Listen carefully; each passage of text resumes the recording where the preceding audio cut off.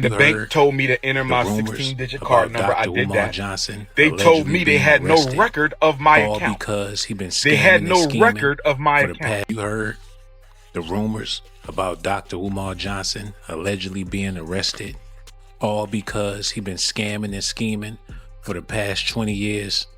He been working on building a school, but he acquired millions and the school's still not up and running. According to IRS Form 990, the filings reveal disturbing financial irregularities, okay, with Jermaine. That's how he files it. He doesn't file it under Dr. Umar. It's Jermaine. Okay. The FBI has just blown the roof off Dr. Umar's empire, slapping him with major federal charges that could lock him up for decades. We're talking RICO, tax fraud, and wire fraud, some of the heaviest charges you can face. And the craziest part, the feds claim they have got receipts tying everything directly back to the donations Umar collected for his long-promised school. People are in shock because this time he can't just fire up a speech and talk his way out of it. Now the internet is buzzing with one burning question. Is Dr. Umar really a fraud? Or is he being set up as part of a bigger plot to take him down? His supporters are scrambling for answers while critics are saying, "We told you so." Either way, the spotlight is hotter than ever on him. Why, Dr. Umar is not a real person that anybody should be taking any advice from. I hope that we all understand that, but it seems like some folks are surprised. But before we break down these charges, we gotta rewind to the exact moment Dr. Umar realized he was getting arrested. And let's just say, he did not take it well at all. His reaction was explosive, and the footage had everybody talking. Dr. Umar recently jumped on Instagram Live and went off in one of his signature rants, claiming the system is out to crush an innocent black man who was only trying to uplift his community. In classic Umar fashion, he painted himself as the victim, but this time, something was different. His voice cracked, his eyes darted, and he looked like a man who had just been hit with a nightmare he couldn't escape. The confidence was gone, replaced with panic. He raved about his accounts being frozen, warning his followers that powerful forces were trying to silence him. At first, it sounded like more of his usual speeches, until the news broke that those very same accounts are at the center of the federal fraud case that could bury him in prison for decades. Suddenly, his rant hit way harder. Dr. Umar has access to no money right now because my personal account contains all of my money. I only send it to Apple Pay and PayPal as necessary. So the Prince of Pan-Africanism, for the first time in my life, is without any digital currency. So for my loyal supporters out there, if you can spare a few dollars so I can take care of Queen Mother Ifa Tunde and myself until my bank account is frozen or canceled so I can get my money back and open up a new account, please hit my Apple Pay or hit my PayPal. What most people didn't realize in the moment was chilling. Umar filmed that live right after federal agents told him to turn himself in. And if you watch closely, you can pinpoint the exact second he realized his whole operation, the donations, the promises, the image, everything was seconds away from collapsing. According to reports, Dr. Umar eventually surrendered himself to the authorities, but he did it quietly, almost like he was sneaking in the back door of justice. He told his inner circle that he wanted absolutely no press, no cameras, no photos, no statements, nothing. His plan was to keep it under wraps, hoping that if nobody saw it, maybe the world wouldn't view him as the scammer people have been whispering about for years. But reality hit different. Because what Umar didn't know was that the feds were sitting on explosive documents that would soon be leaked, blasting his secrets wide open. And just when he thought he could bury the arrest and sweep his RICO case under the rug, guess who popped up? None other than Tasha K. And you already know she doesn't pull up empty-handed. She jumped into the conversation with receipts stacked high, breaking down Umar's empire in a viral YouTube video that had everyone glued to their screens. Tasha laid out the story with chilling detail, starting with Umar's so-called school, the very project he has been using as his crown jewel.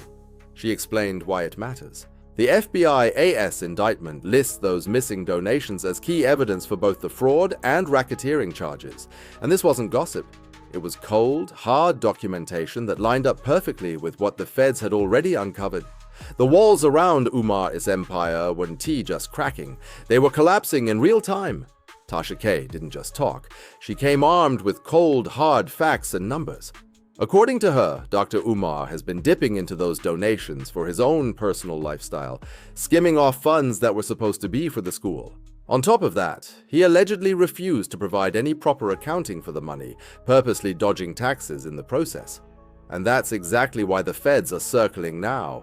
The receipts paint a picture that's hard to ignore, and even harder for Umar to explain away. According to IRS Form 990, the filings reveal disturbing financial irregularities, with Jermaine. That's how he files it. He doesn't file it under Dr. Umar, it's Jermaine, okay? Now, the nonprofit shows assets of $634,436 as of 2024. This is what he's saying that he raised. This is what he reported. Okay, now you know he go begging inside of that car without a haircut every other day or on the side of the building in which he lives in, because they say his house is right there on a row house in Philadelphia somewhere, okay? According to the IRS filings, this is inconsistent reporting of contributions, okay? Now, while official filings show that only $321,408 in total contributions over the last 5 years, evidence suggests Johnson raised significantly more through other channels. For some context, Umar has been collecting donations for this school for years. Not months, years. And it's not like he had a financial foundation to start with. Every single dollar poured into this project came straight from the public's pockets. What makes it worse is that Umar has never once been transparent about how much money he actually raised or where the funds have gone. Instead, he hops online, demanding that African Americans turn their backs on the public school system and pour even more money into his vision of a private academy. And the name of the school? That alone raised eyebrows. Umar branded it under the legacy of Frederick Douglass, boldly claiming to be a descendant of the historic abolitionist, a claim he's never proven, while the Douglass family themselves have outright denied any connection to him. Still, plenty of people believed in his vision and donated their hard-earned dollars, hoping this school would change lives. Yet after all this time, the doors remain shut.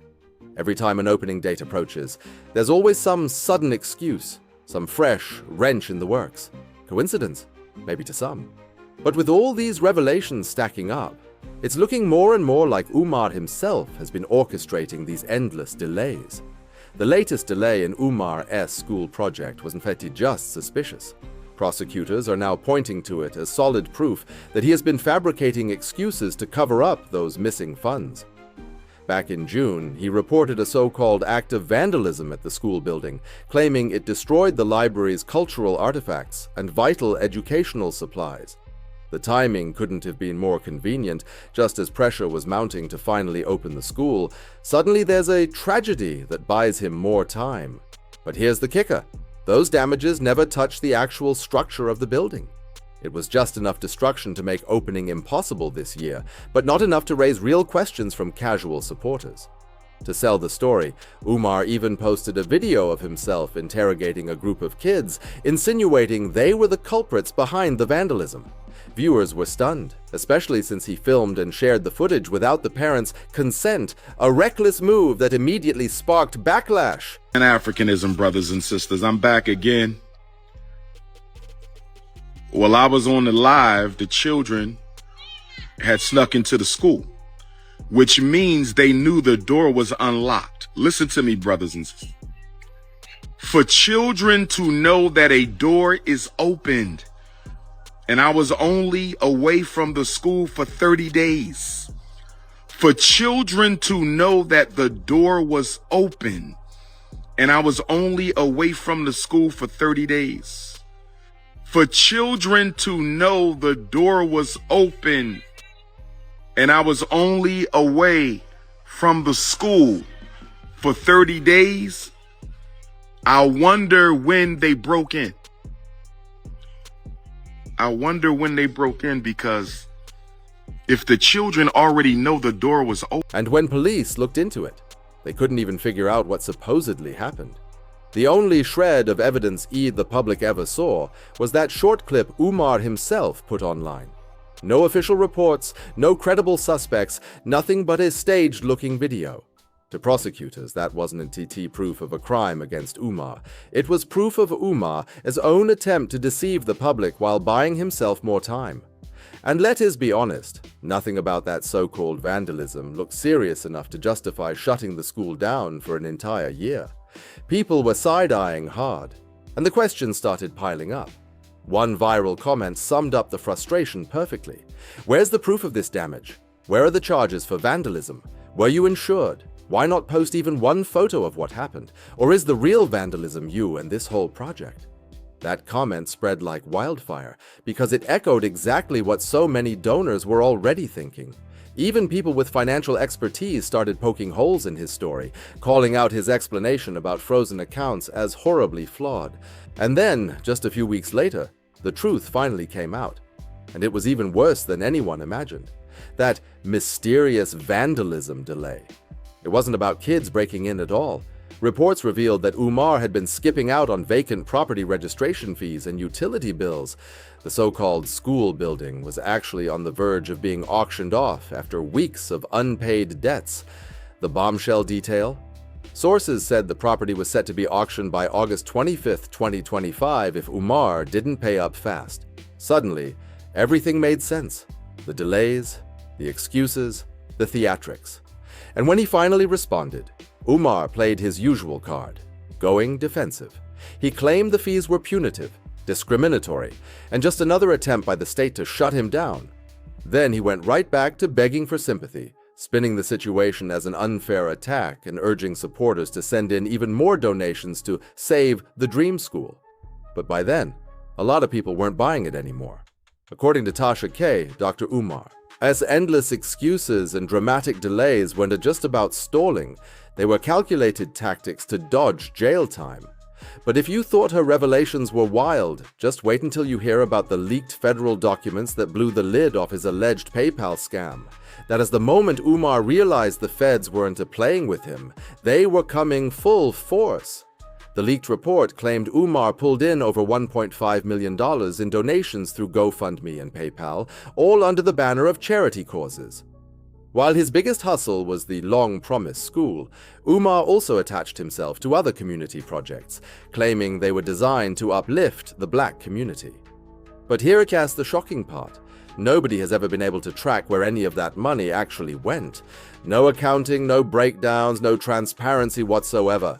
The paper trail is messy, and prosecutors are using it to paint a picture of a man who built his empire on promises he never intended to keep. And now, with federal documents floating around, Umar's excuses are running thin, and supporters are starting to realize the truth might be darker than they ever imagined. Whenever critics call him out, Dr. Umar falls back on the same old playbook, posting fiery videos where he insists the system is targeting him, warning the black community not to fall for the trap.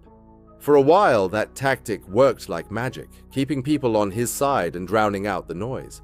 But eventually, the questions got too big, and the answers he gave just didn't add up anymore. GoFundMe campaigns, all right, that he's been suspended from through 2014 and 2015 of over $400,000 raised before the account suspension. That's a lot of money for GoFundMe, okay? PayPal donations, approximately $125,000 documented. Speaking fees and direct donations, estimated $750,000. This man raising all this money and ain't got a haircut yet. Total estimated funds, 1.6 to 2 million that they can account for, and this is with them digging. They've been on this, okay? And we're gonna talk about how much they've been on this, and that's the reason why that damn school is on the auction block right now, vacant school that never opened. And he promised to open it in 2013 and kept pushing back the opening date and blamed us, well, not me, y'all, if y'all donated, as to why it can't open, because black people can't stick together, okay? Even though he was running it like a mom and... The tide started shifting when more people began demanding receipts he couldn't provide. And then Charleston White came through swinging, calling Umar out publicly for preying on black women through emotional blackmail. According to Charleston, Umar has perfected the art of pandering, always presenting himself as a trusted ally and refuge, protector of black women, while allegedly using that image to squeeze money out of them. His words hit hard, and suddenly, Umar's usual defenses weren't holding up. Mentioned Umar Johnson, and I don't know what's going on with his school, but I know that you know what's going on with the school. It ain't been built. Shit, ain't nobody seen the classroom. Just seen the flag hanging out, flying in front of that. He's been talking about it for 15 years, 16 years or something like that. Yeah. He been lying. And results is everything. Yeah. Results is everything. I ain't never built nothing begging other than Joel Osteen, but his daddy passed him to church. Yeah, that is true. His daddy passed. I ain't never seen him build nothing begging. And the sad part? Charleston White wasn't wrong. More and more people are now saying the exact same thing. That Umar's charm isn't about love for the community. It's about keeping the cash flowing straight into his own pockets. Dr. Umar loves to parade himself as a champion of black women, loudly criticizing men like Jonathan Majors for dating outside the race. But here's the hypocrisy. When black women start questioning Umar about his shady dealings, he flips on them, lashing out with insults instead of giving real answers. That double standard has people shaking their heads. And it's only gotten uglier as more truth comes to light. The wildest part. It's no longer just his haters or longtime critics sounding the alarm. Even Umar's own supporters are waking up and pulling back the curtain. People who once rode for him are now quietly pulling their funds, demanding accountability, and even scrubbing him from their socials. A few have gone public, blasting him as a crook and possibly even a criminal. The betrayal cuts deep because these weren't random critics. These were believers in his so-called mission. And the biggest shocker came when his close friend and ally, Tariq Nasheed, stepped into the spotlight. In an interview with DJ Vlad, Tariq didn't hold back at all. He admitted that in the beginning, he truly believed in Umar's dream of a Pan-African school. He even revealed that he personally donated a serious amount of money to help push the vision forward. But over time, Tariq said he started to lose faith, because instead of focusing on education, Umar was chasing clout, stirring up drama, and feeding off conspiracy theories, just to keep the spotlight on himself. And now, even Umar's closest allies are standing shoulder to shoulder with the FBI's claims this was never about education. It was always about fraud, deception, and dollar signs. Then came the final straw, the ultimate falling out. And it all started when Tariq tried to warn Umar about drifting too far from the vision. During that interview, you could hear the disappointment in his voice. At first, there was respect, maybe even admiration, but as he kept talking, you could almost see the light bulb flick on. Tariq finally realized that Dr. Umar was as shady as they come. When he was talking about that school about a decade ago, I was for it. I donated to it. And a lot of people, every time Umar does something, they would tie me in. Really? Oh, they would always tie me in. I've never heard about this. They would always tie anything he did. Hey, Tariq, what's up with Umar? Because I put Umar on. He wanted to use that notoriety to get money for the school. I'm like, hey, I'm all for that. But then when people start seeing all of the excuses, people start getting skeptical, and people start always coming to me, man, what's up with Umar? You and Umar in y'all school. Hey, I don't have, hey, no, y'all school. No, it's not y'all school. No, but you had them in your movies. They just tie me in, and I can't. I said, look, to be honest, I don't think the school is happening. I said this about around 2017, and Umar we fell out because he started kind of attacking me publicly. And, I helped the guy get the truth? Yeah, he started attacking me, and then I started getting in on him. So we fell out. And, I told people back in 2017, I said, let me keep it a bean, man. That school ain't never going to get built. That's just, don't ask me about it again. That's my opinion. It ain't going to get built, man. Just base. If it's going to get built, it would have been built already. It don't take. But that's not even the whole story. Turns out, Umar had already been on the FBI's radar for years, long before these new charges ever dropped. He just didn't know it. The first major strike against him wasn't even about money. Back in 2018, the State Board of Psychology accused him of practicing without a license. And while some might brush that off as embarrassing, investigators saw it as part of a bigger pattern of deception, a pattern that makes today's federal case look airtight. Of course, Umar did what he always does. He denied everything, painted himself as the victim, and cried about being targeted. He even claimed his Facebook and GoFundMe accounts were suspended for no reason, turning it into yet another rant that tugged at the sympathy of his followers. But behind the scenes, the receipts were piling up, and they told a completely different story. There are countless videos of Umar online acting like a licensed psychologist, using clinical-sounding tactics to convince people he's some kind of expert. Those same tactics, prosecutors now say, were used to manipulate donors into sending him money. And don't forget, this is the same man who self-published a book titled Psycho-Academic Holocaust: The Special Education and ADHD Wars Against Black Boys. In the book, he claimed that mental illness and learning disabilities were misdiagnosed to discriminate against black children. But then, years later, he turned around in a video and said ADHD and mental illnesses weren't even real. That blatant flip-flop destroyed what little credibility he had left. For investigators, it was proof of something deeper. Not only was Umar a liar, but he might have been running other dangerous hustles that went far beyond money. Once the feds started digging, it all came crashing down. The fake school, the frozen accounts, the bogus psychology claims, every single scam he thought was buried is now Exhibit A in a federal case. The walls are closing in, his supporters are walking away, and the government isn't letting go. Unless Umar somehow pulls off a miracle, he's not walking back into his so-called academy. He's walking straight into a cell, and this time, there's no speech or rant that can save him. Thank you for watching. Don't forget to subscribe, like, and share. See you on the next one.